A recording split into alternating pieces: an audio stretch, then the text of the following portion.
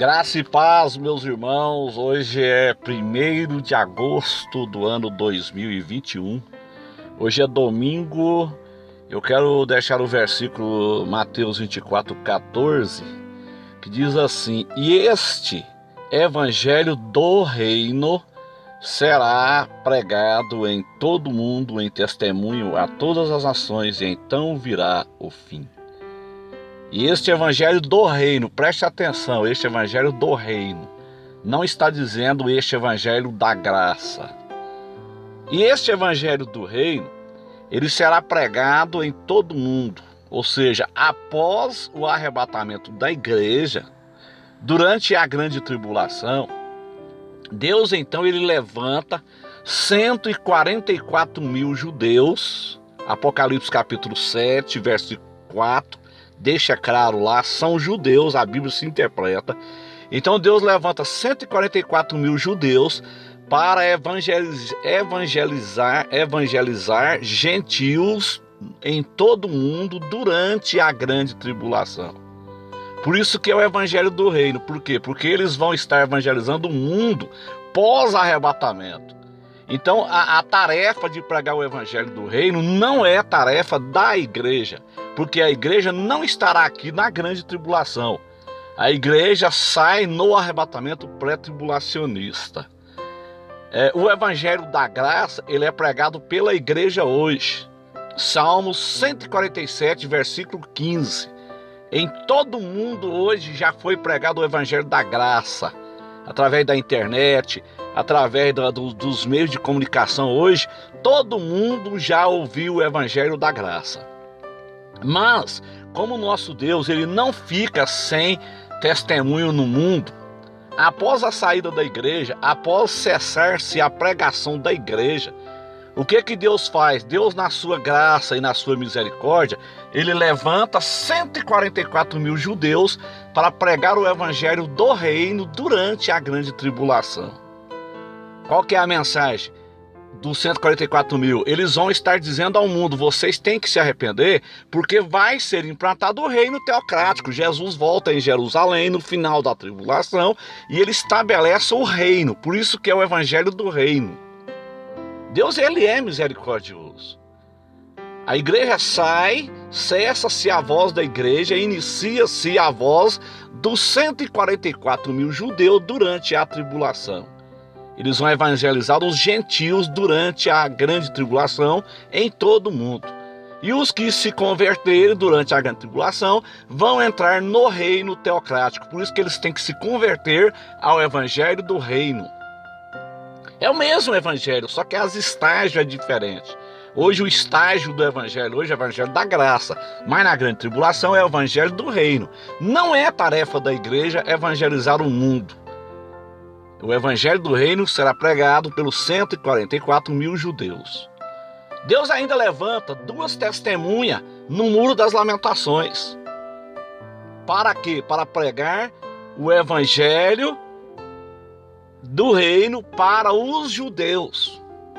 A missão das 2 testemunhas é convencer judeus no Muro das Lamentações de que Jesus é o Messias. Por quê? Porque eles vão estar sendo enganados pelo anticristo, pelo falso Messias. As 2 testemunhas de Apocalipse 11, elas representam a lei e os profetas. É fácil de você saber quem é as 2 testemunhas. É só você pegar o livro do Apocalipse capítulo 11 e comparar o ministério das 2 testemunhas com o ministério de Elias e Moisés. Vai ficar claro lá que as 2 testemunhas é Elias e Moisés.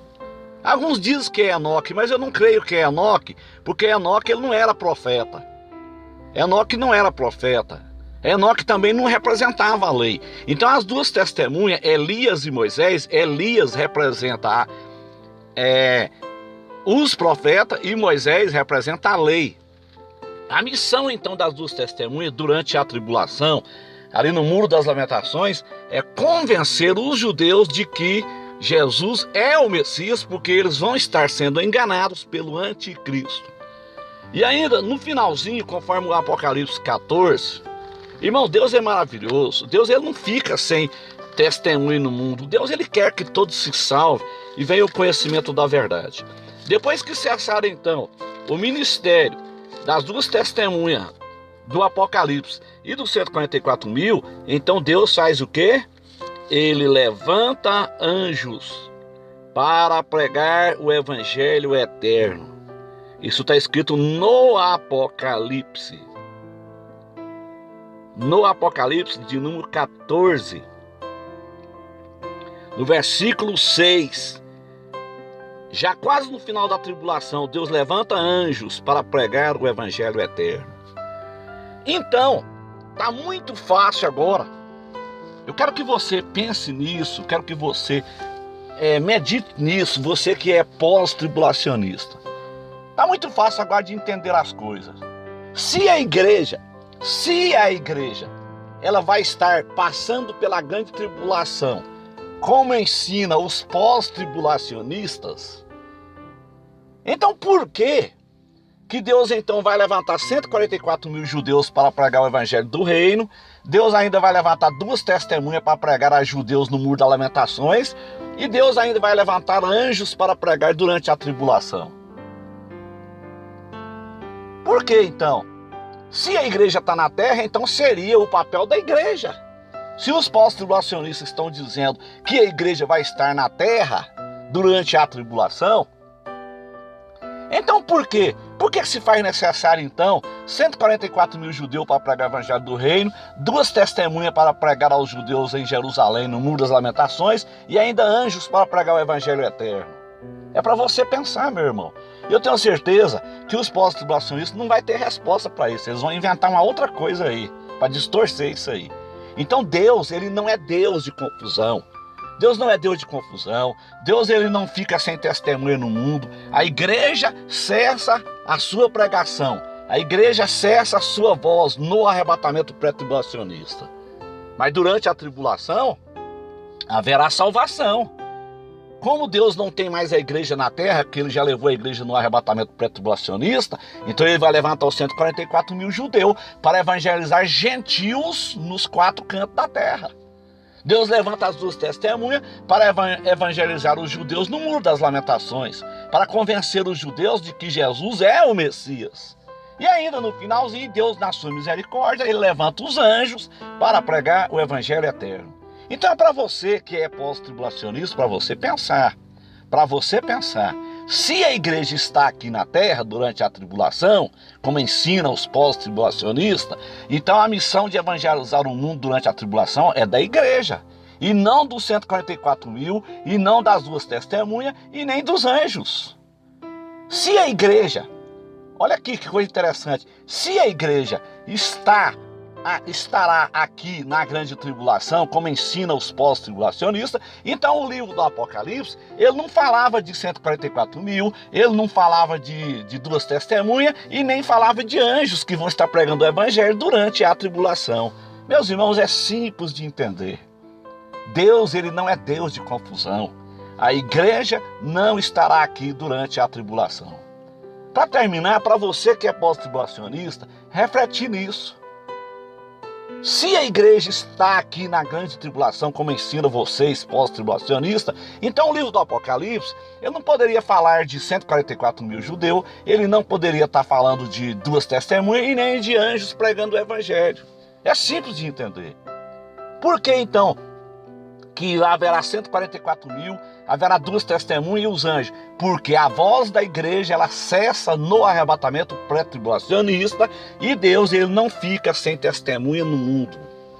Ele estará usando os 144.000 para pregar o evangelho do reino para os gentios nos quatro cantos da terra. Deus estará usando as duas testemunhas para pregar aos judeus no Muro das Lamentações. A missão das duas testemunhas é convencer os judeus de que Jesus é o Messias. As duas testemunhas representam a lei e os profetas. E Deus ainda usa os anjos no final da tribulação para que ninguém possa ter desculpa diante de Deus que não ouviu a pregação do evangelho.